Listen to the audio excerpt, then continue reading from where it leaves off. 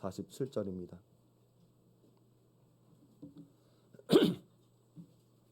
그들이 사도의 가르침을 받아 서로 교제하고 떡을 떼며 오로지 기도하기를 힘쓰니라.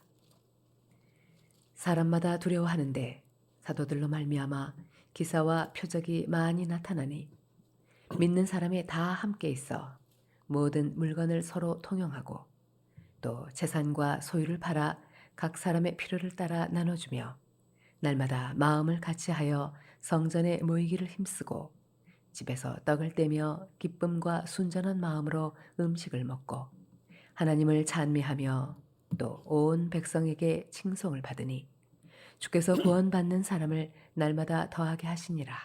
아멘. 교회는 사람들로부터 시작된 자연적인 모임이 아니죠. 성령 하나님으로부터 시작된 초자연적인 모임이 바로 교회입니다. 우리는 지난주에 어떻게 죄인이 이런 초자연적인 공동체의 회원이 될 수 있었는지 살펴봤습니다. 거듭남이라고 하는 초자연적인 역사가 삶 가운데 일어난 사람들이 그리스도인들이고 그리스도인들이 모여서 교회가 되었습니다. 하지만 우리는 주님께서 말씀하신 것처럼 교회 안에도 알곡이 있고 가라지가 있어서 마지막 때가 되면 주님은 알곡은 걷어들이시고 가라지는 불에 던져 버릴 것입니다. 그래서 우리는 그리스도인들이 모여서 교회가 되지만 교회 안에 있다고 내가 그리스도인이라고 하는 증거는 될 수 없으니 늘 자신의 영혼을 살피고 우리 안에 구원을 확증할 수 있는 삶을 살아가야 할 것입니다. 오늘 성경은 그리스도인들이 교회가 되었을 때 그들 가운데 무슨 일이 생겼는지를 말해주고 있습니다. 교회라고 하는 공동체가 세워졌을 때 사도들은 주님으로부터 교회 운영 매뉴얼 이런 것을 받은 것이 아니었죠. 하루에 3,000명이나 되는 사람들이 교회 안으로 들어왔는데 이 교회가 앞으로 어떻게 나아가야 하겠습니까? 요즘 같으면 강사를 초빙해서 교회 성장 세미나 이런 거라도 할 텐데 초대교회에 누가 이것을 말해줄 수 있었겠습니까? 그런데 교회 운영 매뉴얼이 없이 시작한 이 초대교회가 어떻게 큰 부흥을 이루었는지 그리고 오늘날까지 우리가 닮고 싶어하는 교회가 될 수 있었는지 오늘 성경을 통해 우리가 배워보길 원합니다. 오순절 성령님이 임하셨을 때 3,000명이나 회심했다라고 하는 것은 설명할 수 없는 기적이 일어난 것이죠. 이날 침례받은 사람들한테 회심과 죄 사함이 일어났으니까 이 사람들이 갖는 그 기쁨과 그 감격이 얼마나 컸겠습니까? 여러분이 구원받았을 때를 생각해 보시기 바랍니다. 예수님께서 여러분의 죄를 구원해 주셨을 때 이것이 어메이징한 그레이스라고 고백하면서 감사하고 감탄했던 그때 눈에선 눈물이 흐르고 가슴속엔 감동이 벅차오르면서 하나님 감사합니다. 하나님 사랑합니다. 이 말이 저절로 나왔던 그때. 그런데 놀랍게도 나 혼자 그런 것만이 아니라 앞에 있는 사람, 뒤에 있는 사람, 옆에 있는 사람 3,000명이나 되는 사람들한테 그 일이 일어났다고 생각해 보시기 바랍니다.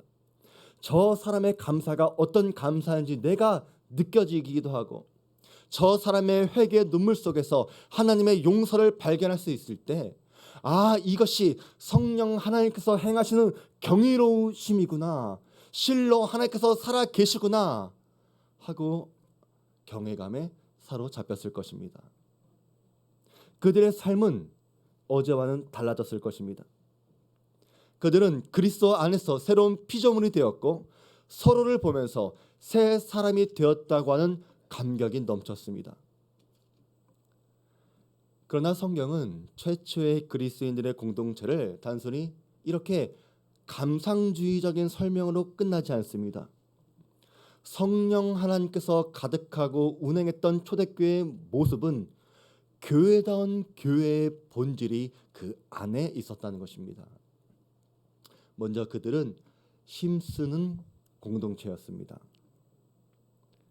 그들이 사도의 가르침을 받아 서로 교제하고 떡을 떼며 오로지 기도하기를 힘쓰니라. 42절에 나오는 이 힘쓰다라고 하는 단어는 고집스럽게 밀어붙이고 거기에 헌신하는 태도를 말합니다. 이 사람들은 한 번만 힘쓴 것이 아니라 계속해서 전념하고 힘을 들였습니다. 사도의 가르침을 받고 서로 교제하고 떡을 떼고 기도하는 것, 그리고 날마다 마음을 같이하여 성전에 모이기를 힘썼습니다. 그래서 교회는 그저 멤버십을 유지하는 곳이 아닙니다.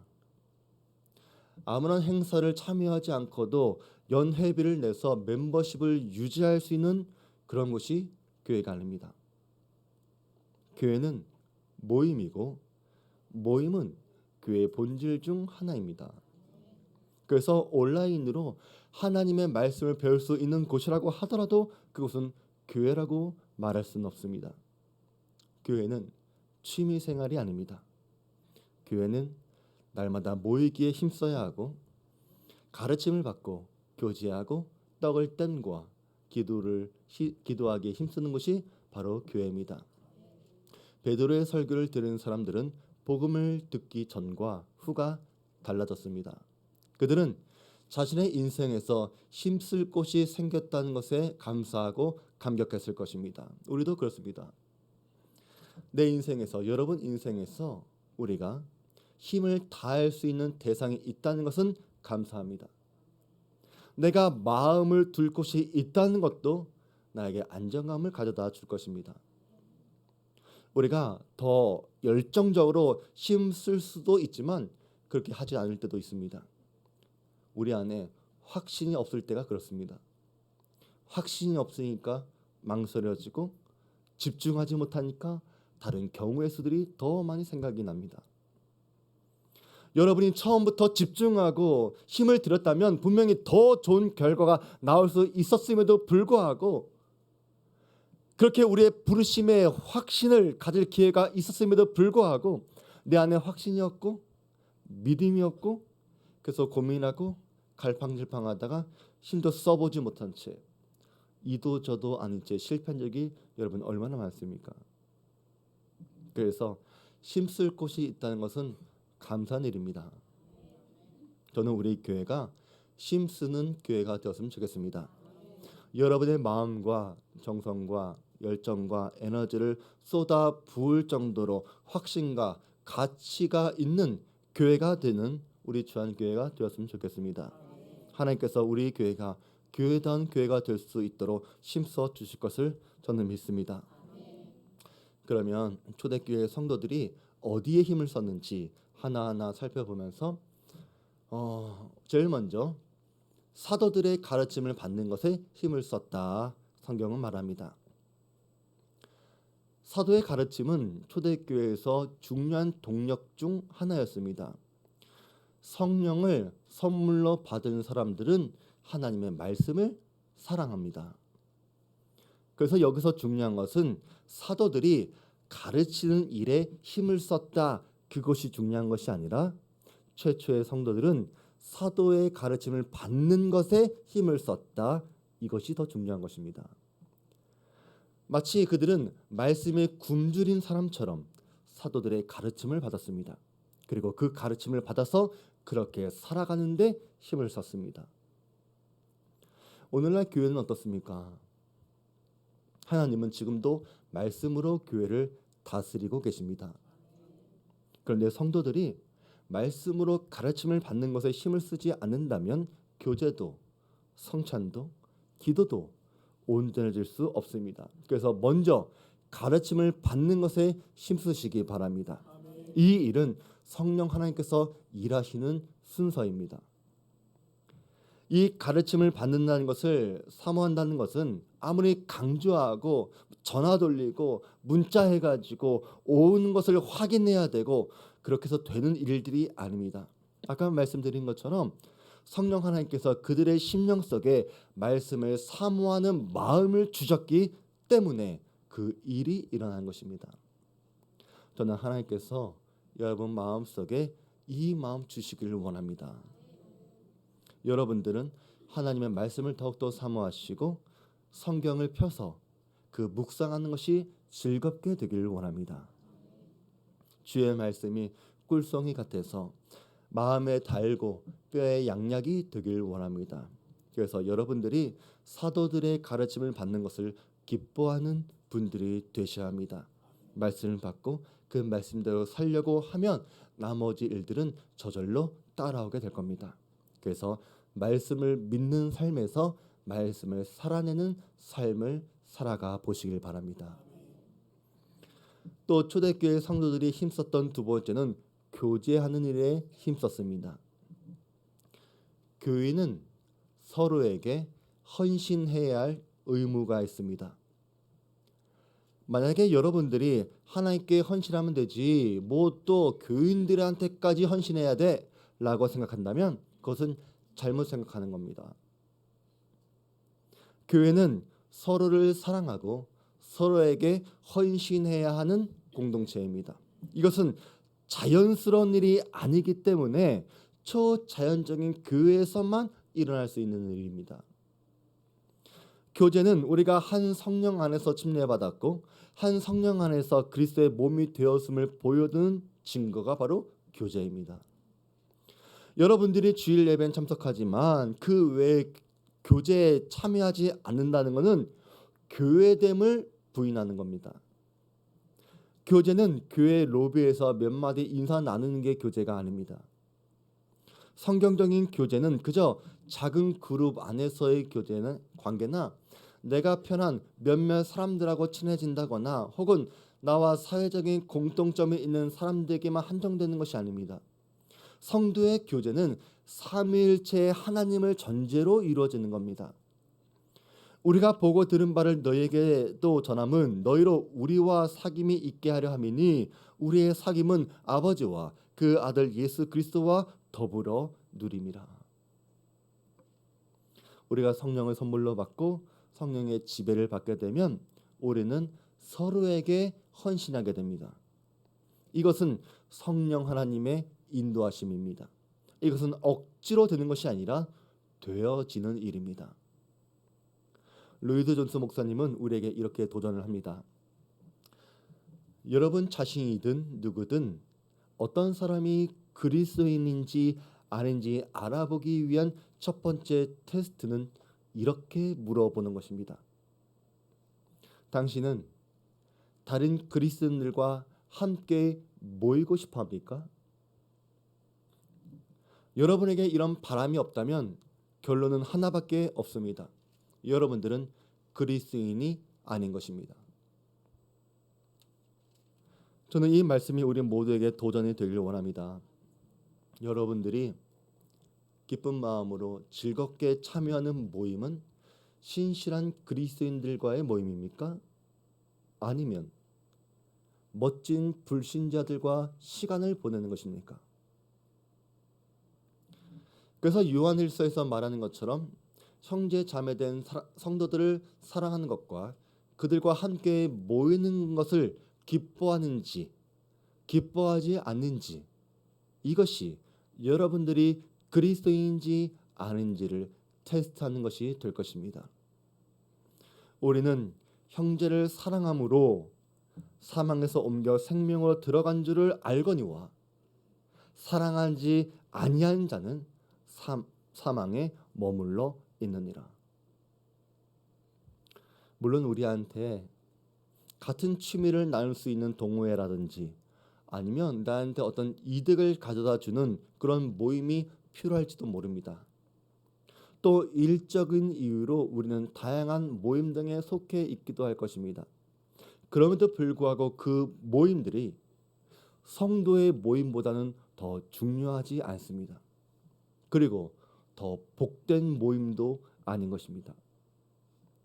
성도의 교제는 잠깐 시간을 같이 보내는 사람들이 아니라 나와 여러분들이 참된 하나님의 자녀라고 한다면 우리의 사귐은 영원까지 계속될 친구들이고 가족들입니다. 그래서 지금 우리가 그 사귐 속에 있기 때문에 우리의 교제가 다른 어떤 모임들보다 더 소중하고 더 가치가 있고 더 즐거운 모임 되게 하시길 바랍니다. 여러분의 교제가 이것이 가능해질 수 있다면 여러분 더 깊은 교제를 나눌 수 있을 겁니다. 우리가 7월 달, 8월 달에 목장을 방학합니다. 근데 여러분들이 성령의 인도함을 받는 목자라면, 성령의 인도함이 있는 목장이라면 저는 그 2개월의 시간을 그냥 아무 만남이 없이 시간을 허비하지 않을 겁니다. 목장 예배라고 하는 틀을 넘어서 여러분들이 스스로가 서로를 위해 더 풍성하고 더 즐거운 시간으로 만들어 가리라고 저는 기대합니다. 그래서 이제 9월 달이 될 때 여러분의 목장에 지난 2개월의 방학 동안에 무엇을 했는지 저는 각자에게 물어볼 겁니다. 여러분 목장에서 주 안에서의 교제가 풍성하게 이루어졌는지를 저는 확인하려고 합니다. 우리 교회가 교제가 풍성한 교회가 되었으면 좋겠습니다.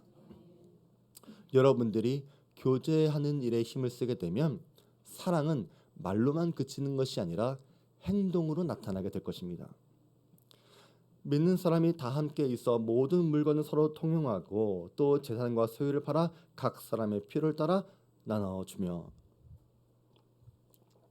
처음 교회에 모였던 사람들은 새로 회심했던 3,000명이 모였기 때문에 이들 중 대부분은 오순절 예루살렘에 순례하러 온 여행객들이었습니다. 그런데 그들이 예수님을 알게 되고 예루살렘에서 머무르는 기간이 길게 되다 보니까 그들이 처음 준비했던 자금들이 다 떨어져 가겠죠. 그래서 공동체가 먼저 한 것은 모든 물건을 서로 통용하기 시작했다는 겁니다. 자기 것을 자기 거라고 주장하지 않았습니다. 먼저 가져왔고 먼저 베풀었습니다. 이런 물질적인 나눔은 우리의 모임을 더욱더 성숙하게 만드는 겁니다. 초대교회 성도들은 모두 말씀과 기도로 공동체 안에서 자라가야 하는 사람이었습니다. 하지만 이 사람들은 성령의 선물을 받은 참된 성도였기 때문에 물질의 소유관까지도 완전히 바뀌어 버린 겁니다. 존 웨슬리는 주머니가 회심해야 참된 회개다라고 그렇게 말하지 않습니까? 참된 회개의 증거가 바로 돈과 소유와 재산의 관점이 바뀐 것이 참된 회개입니다. 시간이 길어지면서 물건을 서로 통용하는 것이 부족해지기 시작했습니다. 그러자 그들 중에 부유한 성도들이나 예루살렘에 살고 있던 사람들은 자신의 재산을 팔고 소유를 팔아서 성도들의 필요에 따라 나눠주기 시작했습니다. 이 일은 강요한 것이 아니었습니다. 자발적으로 그 일이 일어난 겁니다. 여러분, 이런 일이 세상에 어떤 모임에서 일어날 수 있겠습니까? 심지어 가족들 사이에서도 일어나기 힘든 일이 교회 안에서 일어나는 것입니다. 그래서 교회를 초월적인 공동체라고 부르는 것입니다. 이런 교제의 모습은 우연히 필요에 의해서 나타난 것이 아니라 이미 이런 일이 일어날 것이라고 예수님께서 말씀했던 것이 이루어진 것입니다. 예수께서 이르시되 내가 진실로 너에게 이르노니 나와 복음을 위하여 집이나 형제나 자매나 어머니나 아버지나 자식이나 전토를 벌인 자는 현세에 있어 집과 형제와 자매와 어머니와 자식과 전토를 100배나 받되 박해를 겸하여 받고 내세에 영생을 받지 못할 자가 없느니라. 여기서 성도들이 물건 서로 통용하고 재산과 소유를 팔아 나눠주는 일은 단 한 번의 사건에서 그치는 것이 아니라 헬라어로 현재 미완료 시제, 그러니까 끝이 나지 않고 계속해서 그 일이 일어났다라고 말하는 겁니다. 그들은 계속 그렇게 했고 그렇게 성령의 지배를 받는 모습을 보여준 겁니다. 한번 여러분 상상해 보았으면 좋겠습니다. 여러분이 어떤 사람과 모임을 갖고 있는데 친하게 지냅니다. 근데 그 사람이 뭐가 필요해서 빨리 가야 된다고 말할 때 난 저 사람과 좀 더 있고 싶은데 이런 마음이 들면은 우리가 그 필요를 도와주고 싶어지죠. 뭐 때문에 그래? 무슨 일 때문에 그래? 나 은행 갔다 가야 돼. 그래? 무슨 일인데? 돈 보내야 돼. 알아서 내가 먼저 보내줄게. 조금만 더 있어. 이런 일이 일어날 수 있어요, 없어요? 저도 가끔 그래요. 은행에 가야 되는데 이제 현금을 이체해야 되고 현금을 넣고 현금을 넣었으면 좋겠어. 아니면 반대. 내 현금이 필요해. 그럴 때는 집사님들한테 제가 이체해 드리니까 현금 주세요. 얘기할 때 있어요. 이런 것이 서로 통용했다라고 하는 거예요. 또 초대교회 성도들은 떡을 떼는 일에 힘을 썼다고 말합니다. 떡을 뗐다라고 하는 말은 음식을 먹는다는 말입니다. 이것은 유대식의 표현입니다. 많은 성경학자들은 이것을 주님이 정하신 성찬식에 참여했다, 성찬식을 의미한다 이렇게 이야기합니다. 성찬식이 지금처럼 예식이 되기 전에는 공동의 식사 형태로 이루어졌었습니다. 그래서 우리가 주일날 식사하는 것은 넓은 의미에서 성찬에 참여하는 것이고 교제의 영역 그리고 기도와 예배의 영역에도 포함이 되는 겁니다. 그러니까 여러분 끝나고 그냥 바로 가지 마시고 식사하고 가세요. 바쁘더라도 식사하고 가셨으면 좋겠습니다. 성찬에 참여할 때마다 주님을 기억하고 주님의 죽으심과 또 다시 오심을 선포하기 위해 떡을 뗐습니다. 그들은 떡을 뗄 때마다 죄 사함의 감격이 살아나고 주님 오심에 불을 붙이는 것입니다. 저는 이 떡을 떼는 일이 성찬 예식에만 힘쓰는 것이 아니라 우리가 함께 식사하는 중식 준비에도 힘써주는 우리 성도들이 되었으면 좋겠습니다. 성찬식을 준비할 때 보면 우리 권사님들이 포도주도 준비하시고 떡도 준비하시고 성찬기도 깨끗하게 씻어서 준비해 주십니다. 또 예식을 도와줄 분도 준비하시고 깨끗한 장갑도 준비해 주십니다. 성찬식이 끝날 때도 예수님의 몸이라고 생각하면서 땅속에 잘 묻어둡니다. 마찬가지로 우리 목장들에서 성도들을 위해서 중식을 준비할 때 거룩한 봉사에 참여한다고 믿고 그 마음으로 헌신해 주시기를 주의 이름으로 부탁을 드립니다. 음식 재료를 사오는 일도 주님을 위한 일입니다. 어떤 메뉴를 고민할까? 여러분 이것도 좋은 생각입니다. 무더운 날 불 앞에서 음식을 만드는 일도 주님이 드신다고 생각하면서 맛있게 만들어 주시고 테이블링 할 때도 사람들이 어떻게 하면 더 편할 수 있을까 동선도 생각해 보시고 음식을 떠갈 수 있도록 잘 준비해 주시기를 부탁을 드립니다. 끝나고 설거지할 때도 마지막까지 아름다운 봉사의 모습을 보일 수 있도록 힘써 주시길 바랍니다. 어떤 목장은 누가 시키지도 않았는데 음식을 다 준비하고 나서 식당 바닥까지 깨끗하게 물걸레질 하시는 분도 계십니다. 어떤 목장은 한두 분만 와가지고 힘들게 일하시는 분도 계시는데 그럼에도 불구하고 감사하게 일하시는 불평하지 않고 일하시는 분도 계십니다. 그러나 여러분들이 어떤 일을 하든 간에 주님을 생각하면서 참여하실 때 그것이 은혜가 되는 줄 믿습니다. 또 초대교회는 기도하는 일에 전념했습니다. 우리는 이미 오순절 이전에도 제자들이 다락방에서 기도에 힘썼다는 것을 알고 있습니다. 그리고 3,000명의 회심자가 돌아왔을 때도 기도하는 일에 힘썼습니다. 성도들은 자신이 누군지 아는 것입니다. 우리는 하나님의 긍휼과 용서가 필요한 죄인들이고 실패자인 것을 알아야 합니다. 그래서 주님이 없으면 안 되는 사람들이고 그렇게 가난한 심령을 가진 사람들이 되어야 합니다. 심령이 가난해지지 않으면 기도할 수 없습니다. 자신이 괜찮은 사람이라고 생각한다면 기도할 수 없습니다. 그래서 자신을 정직하게 아는 사람은 하나님께 기도하러 나갑니다. 성도들이 기도에 힘썼다는 말 그 자체가 성령의 역사가 일어났다는 증거입니다.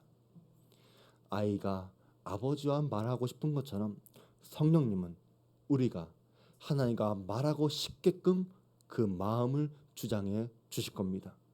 비록 회심한 지 얼마 되지 않은 사람들이었지만 그들은 하나님을 진정으로 사랑했기 때문에 그들은 기도하는 일에 힘을 쓸 수 있었습니다.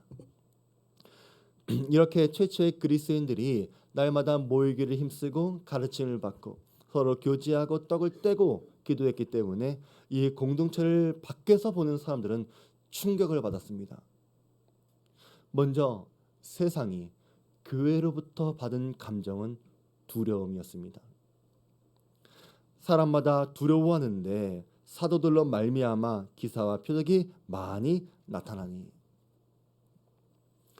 사람들은 어떤 초자연적인 일이 일어나면 일종의 경외심을 보여줍니다. 이 경외심은 하나님께서 모든 사람들에게 하나님을 경외할 수 있게끔 주신 마음이죠. 물론 하나님을 알지 못하는 사람들은 이 경외심의 대상이 잘못된 우상들에게 향하겠지만 어쨌든 사람들의 마음속에 있는 종교심은 그 방향이 하나님께 가야 합니다. 여기서 기사와 표적이 많이 나타났다라고 하는 말은 그렇게 생겨졌다, 발생했다라고 하는 말입니다. 교회가 다른 어떤 공동체에서 볼 수 없는 초자연적인 일들이 일어나기 시작하니까 사람들한테 두려워하는 마음이 생기기 시작했고 교회에 초월적인 성령님의 역사가 일어나니까 기사와 표적이 발생한 것입니다. 이것은 본질적으로 하나님께서 이 모든 일을 일어나게 하셨다라고 하는 의미를 말하는 것입니다. 또 초자연적인 공동체의 삶이 교회 밖으로 나타나니까 사람들한테 칭찬받기 시작했습니다. 하나님을 찬미하며 또 온 백성에게 칭송을 받으니 처음 교회는 온 백성에게 칭찬을 듣는 교회였습니다.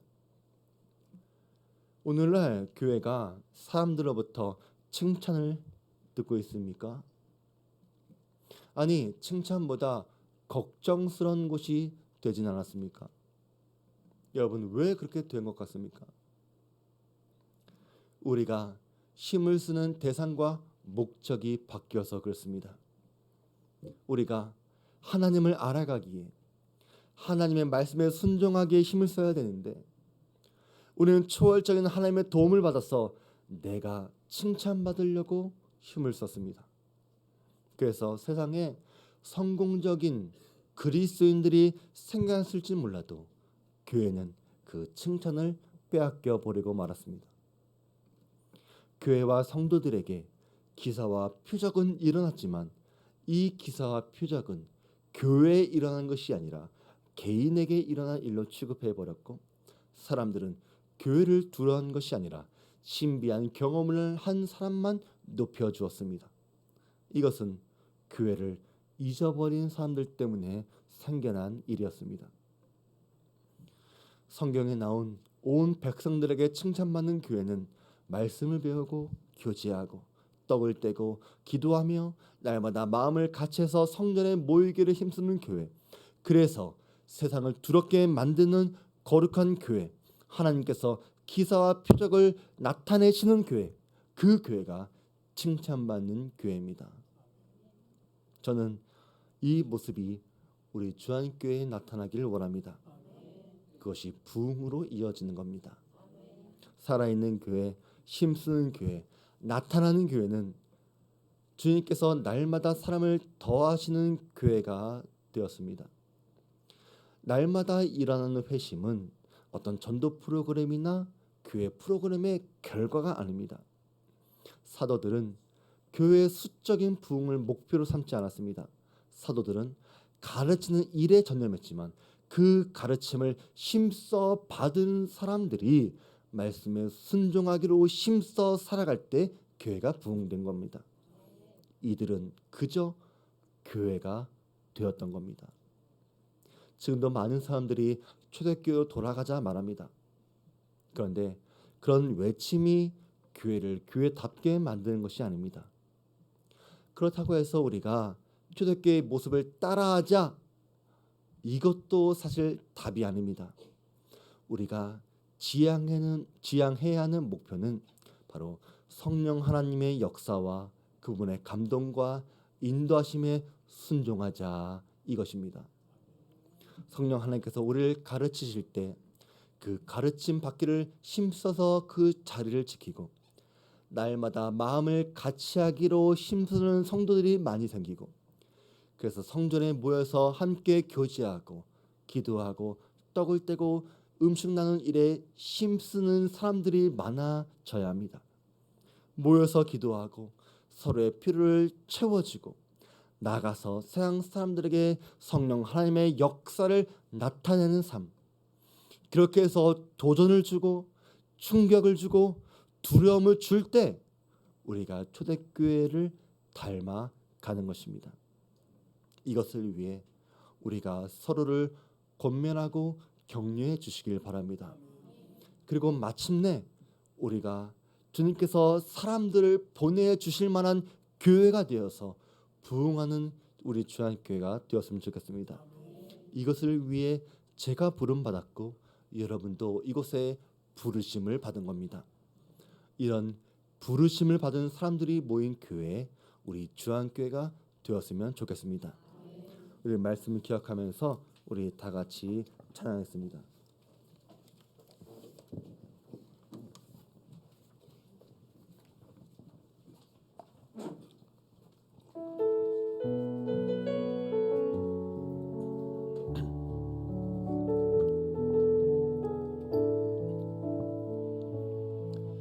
우리에겐 소원이 하나 있네.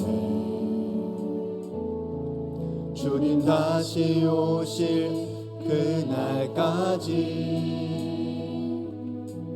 우리 가슴에 새긴 주의 십자가 사랑, 나의 교회를 사랑케 하네. 주의 교회를 향한 우리 마음, 희생과 포기와 가난과 고난, 하물며 죽음조차 우릴 막을 수 없네. 우리 교회는 이 땅의 희망, 교회를 교회 되게, 예배 되게 우릴 사용하소서. 진정한 부흥의 날 오늘 임하도록 우릴 사용하소서. 교회를 교회 되게, 교회를 교회 되게, 예배 되게 우릴 사용하소서. 진정한 부흥의 날 오늘 임하도록 우릴 사용하소서. 성령 안에 예배하리라, 성령 안에 예배하리라. 자유의 마음으로 사랑으로 사역하리라. 교회는 생명이니 교회를 교회 되게, 예배 되게 우리 사용하소서. 진정한 부흥의 날 오늘 임하도록 우리 사용하소서. 하나님 아버지, 교회가 희망입니다. 교회는 이 세상에서 칭찬을 들어야 하고 두려움을 줄 수 있는 권위 있는 곳이 되어야 합니다. 오늘날 우리가 교회다움을 잃어버렸기 때문에 교회를 통해 하나님께 영광 돌리지 못할 때가 참 많았음을 고백합니다. 지금 저희를 용서하여 주시옵소서. 주의 교회는 성령 하나님이 역사하시기에 기사와 표적이 일어나고 말씀이 충만하며 그 말씀에 순종하고 날마다 마음을 같이하고 교제와 기도에 힘쓰는 일이 나타나는 줄로 우리가 믿습니다. 하나님, 우리 주한교회가 이 일에 힘쓰는 교회 되게 하여 주시옵소서. 우리를 사용해 주시옵소서.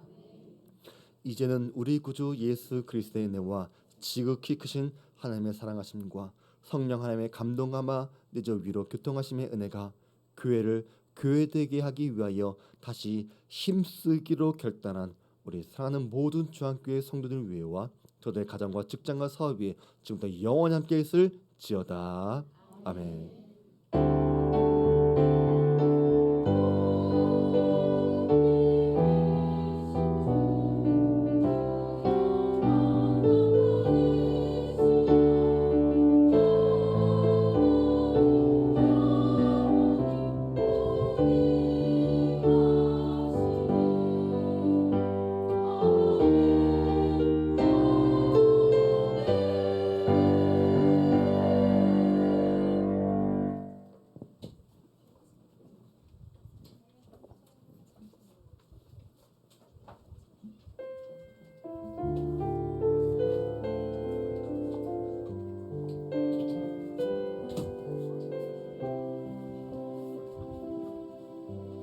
말씀 앞에서 경외함으로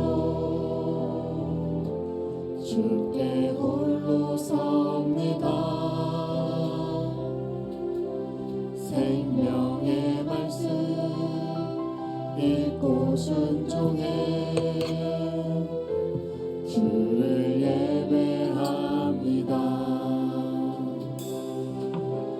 기록된 말씀 힘이 있어서 진리로 우리 거룩게 하며 거룩한 말씀 세세 영원히 복음이 되어 말씀하시네. 하나님 말씀에 두려워 떠는 자, 그 말씀에 생명을 거는 자 한 사람 찾으시는 주님의 약속을 믿어. 하나님 말씀에 운명을 거는 자 순종하며